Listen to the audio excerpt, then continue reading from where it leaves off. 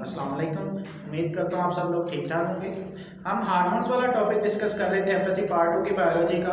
उसमें नेक्स्ट हमारे हार्मोन्स हैं वो है किडनी के ऊपर जो एड्रिनल ग्लैंड्स होते हैं उनके बारे में। तो टॉपिक का नाम है जी एड्रिनल्स। अब एड्रिनल्स क्यों कहते हैं कि हर किडनी के ऊपर जो है एक एड्रिनल ग्लैंड मौजूद होता है। ये नजर आ रहा होगा आपको, जैसे ये किडनी है, किडनी के ऊपर एक ग्लैंड मौजूद है। इन ग्लैंड्स को क्या कहते हैं? एड्रिनल ग्लैंड्स कहते हैं। ठीक है, रेनल का लफ्ज से ही मतलब होता है किडनी। तो एड्रिनल जो किडनी के ऊपर मौजूद होता है। अब जो एड्रिनल ग्लैंड है इसकी जो मैंने ब्लू वाली लाइन ड्रॉ की है, एक ब्लैक वाली। अब जो आउटर पोर्शन होता है उसको एड्रिनल कॉर्टेक्स कहते हैं और जो इनर पोर्शन होता है ये वाला ब्लैक वाला इसको एड्रिनल मेड्यूला कहते हैं। अब ये इनकी लोकेशन, पहले आप हेडिंग देंगे इनकी लोकेशन की कि ये जो एड्रिनल ग्लैंड्स हैं ये कहाँ पे होते हैं? टॉप ऑफ ईच किडनी के हर किडनी पे ऊपर, मतलब दो किडनी होते हैं तो दोनों किडनी के ऊपर एक एक ग्लैंड मौजूद होगा। तो pair of adrenal glands is present on each kidney, मतलब दोनों किडनी पे एक एक है तो एक जोड़ा होगा एड्रिनल ग्लैंड्स का। तो एमसीक्यू के लिए पूछा जा सकता है कि एड्रिनल ग्लैंड्स कितने होते हैं? दो होते हैं। नेक्स्ट आगे इनके दोनों जो पोर्शन होते हैं आउटर और इनर के, जो आउटर पोर्शन होता है एड्रिनल कॉर्टेक्स कहते हैं, उससे कौन से हार्मोन निकलते हैं, और जो एड्रिनल मेडुला होता है उससे कौन से हार्मोन निकलते हैं, उनको आगे फर्दर डिटेल में आगे डिस्कस करते हैं। एड्रिनल कॉर्टेक्स आउटर लेयर होती है और उससे तीन हार्मोन्स निकलते हैं।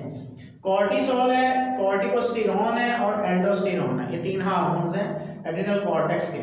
दूसरा इनर पोर्शन है उसको एड्रिनल मेडुला कहते हैं और इनर लेयर होती है उसमें से दो हार्मोन निकलते हैं, एपिनेफ्रिन और नॉरएपिनेफ्रिन।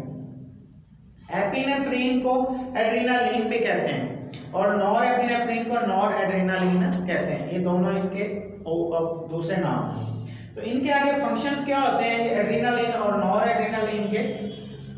एड्रेनालिन का काम क्या होता है?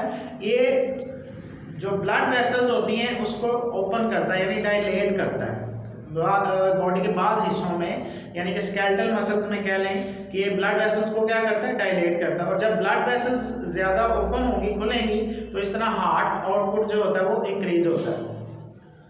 और ये दोनों जो हार्मोन्स हैं एड्रेनालिन और नॉरएड्रेनालिन, ये स्ट्रेस सिचुएशंस में, मतलब कोई दबाव है या हाइपरटेंशन बीमारी है उस कंडीशन में ये दोनों हार्मोन्स सिक्रीट होते हैं।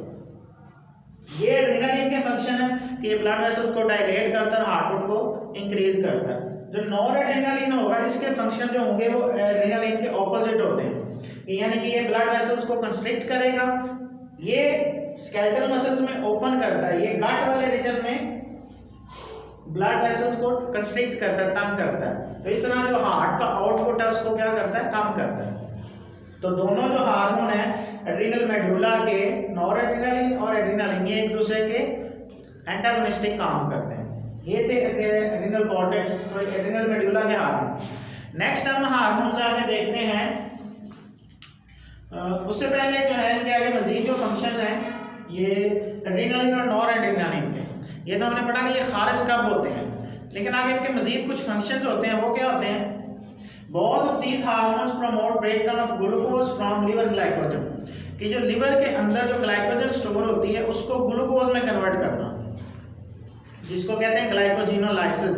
ग्लाइकोजन का ग्लूकोज में कन्वर्ट होना हम लोग को क्या कहते हैं? ग्लाइकोजिनोलाइसिस, यानी ग्लाइकोजन की ब्रेकडाउन होना। जब ग्लाइकोजन की ब्रेकडाउन होगी तो उससे छोटे यूनिट्स निकलेंगे जिनको क्या कहते हैं? ग्लूकोज। उसके बाद ये जब दोनों रोल अपना प्ले करते हैं, ब्लड प्रेशर को भी इंक्रीज करते हैं। उसके बाद अगर रैट्स, फर्ज करें कि अगर रैट्स में बायोलॉजिकल पॉइंट ऑफ व्यू से अगर रैट्स के अंदर से जो एड्रिनल मेडुला है उसको रिमूव कर दें तो जो रैट्स होंगे वो हाई प्रेशर को यानी कि हाइपरटेंशन को फेस नहीं कर सकेंगे, उनकी डेथ हो सकती है। उसके बाद नेक्स्ट आगे हार्मोन्स देखते हैं एड्रिनल कॉर्टेक्स से। एड्रिनल कॉर्टेक्स के तीन जो हार्मोन है वो मेन निकलते हैं, कॉर्टिसोल, कॉर्टिकोस्टेरोन और एल्डोस्टेरोन। अब जो इनकी नेचर है वो डिफरेंट होती है। बाज जो है वो ग्लूकोकॉर्टिकोइड होते हैं और बाज मिनरलोकॉर्टिकोइड होते हैं और बाज दोनों होते हैं। जैसे देखते हैं जी, ये एमसीक्यू में पूछा जा सकता है, ये जो दोनों हार्मोन है तीनों ये स्ट्रेस सिचुएशन में ही रिलीज होते हैं। कॉर्टिसोल क्या है? कॉर्टिसोल की नेचर क्या है? ये ग्लूकोकॉर्टिकोइड हार्मोन, ग्लूकोकॉर्टिकॉइड हार्मोन का मतलब क्या हुआ कि ये ग्लूकोज नेचर होता है, ग्लूकोज की प्रोडक्शन करवाता है। कैसे? इंक्रीज ब्लड ग्लूकोज के जो बॉडी के अंदर फैट्स प्रोटीन्स वगैरह स्टोर हुए होंगे उनको क्या करता है, ग्लूकोज में कन्वर्ट करना शुरू कर देता है। इस वजह से कॉर्टिसोल जो है ग्लूकोकॉर्टिकॉइड नेचर का होता है, ये एमसीक्यूज के लिए याद रखना। दूसरा जो हार्मोन है वो है कॉर्टिकोस्टेरोन। कॉर्टिकोस्टेरोन की जो नेचर है ये ग्लूकोकॉर्टिकॉइड भी होता है और मिनरलोकॉर्टिकॉइड भी होता है। इनका मतलब क्या हुआ, ग्लूकोकॉर्टिकॉइड का मतलब तो ये होगा कि इसने ग्लूकोज की प्रोडक्शन करवानी है। मिनरलोकॉर्टिकॉइड का मतलब क्या हुआ कि ये जो बॉडी के अंदर मिनरल्स की कमी है लाइक सोडियम पोटासियम वगैरह, उस कमी को पूरा करता है और उनकी ब्रेकडाउन करवा के बाद चीज़ों की उनकी कमी को पूरा करता है। इस वजह से इसको मिनरलोकॉर्टिकॉइड, मिनरल्स से। तीसरा जो हार्मोन है वो है एल्डोस्टेरोन। एल्डोस्टेरोन है मिनरलोकॉर्टिकॉइड, ठीक है। ये मिनरल्स की जो कमी है उसको पूरा कराता है ब्लड के अंदर। तो ये क्या करता है, सोडियम लेवल को कंजर्व करता है। जो नेफ्रॉन का जो पार्ट होता है किडनीज के अंदर से सोडियम लेवल को कंजर्व करके बॉडी के अंदर उसकी डेफिशिएंसी को पूरा करता है। उसके बाद जो है, अब जिनमें ये हार्मोन्स के कम या ज़्यादा खारिज होने से डिजीज भी होती है, जैसे कि हमने अपने पिछले टॉपिक्स में भी पढ़ा था कि बाद हार्मोन्स अगर ज़्यादा खारिज होंगे तब भी डिजीज होंगे और कम खारिज होंगे तब भी डिजीज होंगे। अब अगर ये एड्रिनल कॉर्टेक्स जो है ये अपने हार्मोन्स को नहीं बना रहा, ये डिस्ट्रक्शन हो गई है इसकी, तो ये अपने हार्मोन खारिज करना क्या कर देगा, बंद कर देगा। तो उससे डिफरेंट आगे डिजीज होती है। तो उस डिजीज में पहली है एडिसन डिजीज। ये इंपॉर्टेंट शॉर्ट क्वेश्चन है कि एडिसन और कुशिंग डिजीज में क्या डिफरेंस है, अलग अलग भी पूछा जा सकता है और इकट्ठा भी पूछा जा सकता है। तो एडिसन डिजीज में क्या होता है, ये हार्मोन्स खारिज नहीं होंगे। अब ये इन हार्मोन्स के जो जो फंक्शन है, जाहिर बात है जब हार्मोन ही नहीं है तो उनके फंक्शन भी परफॉर्म नहीं होंगे, तो बॉडी के अंदर क्या आएगी, उनके मेटाबॉलिज्म डिस्टर्ब हो जाएगा।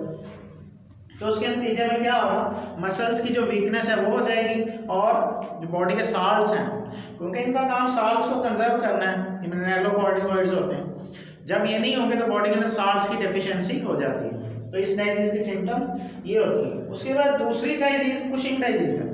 वो कब होती है, जब ये हार्मोन ज़्यादा खारिज होते हैं। एडिसन डिजीज होती है जब ये होते ही नहीं, खारिज ही नहीं होते।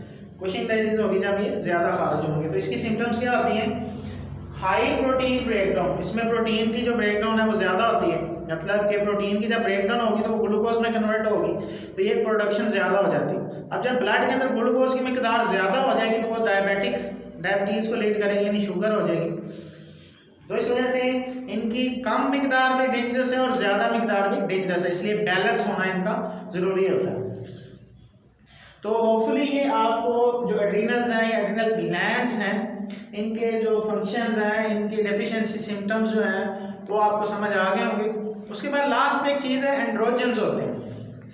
एंड्रोजन्स का वर्ड है, एंड्रोजन्स जो मेल हार्मोन्स हैं ये सेकेंडरी सेक्सुअल कैरेक्टर्स को डेवलप करते हैं मेल्स में, लेकिन अगर ये फीमेल्स में भी खारिज होंगे तो फीमेल्स में भी वो कैरेक्टर ये डेवलप करना स्टार्ट हो जाते हैं। लाइक अगर फीमेल में इनकी मिकदार ज़्यादा खारिज होना शुरू हो जाती है तो चेहरे पे बालों का आना, आवाज़ का भारी हो जाना, ये फीमेल में उन कैरेक्टर्स को लीड करेंगे जो कि पर्टिकुलरली मेल कैरेक्टर्स हैं, यानी बियर्ड ग्रो होना, आवाज़ का भारी होना। और उसके बाद ये इनके फंक्शंस हैं और इफेक्ट्स हैं। तो होपफुली ये आपको जो टॉपिक है समझ आ गया होगा। इससे रिलेटेड अगर कोई क्वेश्चन है तो आप कमेंट में पूछ सकते हैं। हमारे फर्दर वीडियोस देखने के लिए आप चैनल को सब्सक्राइब करें। शुक्रिया, अल्लाह हाफ़िज़।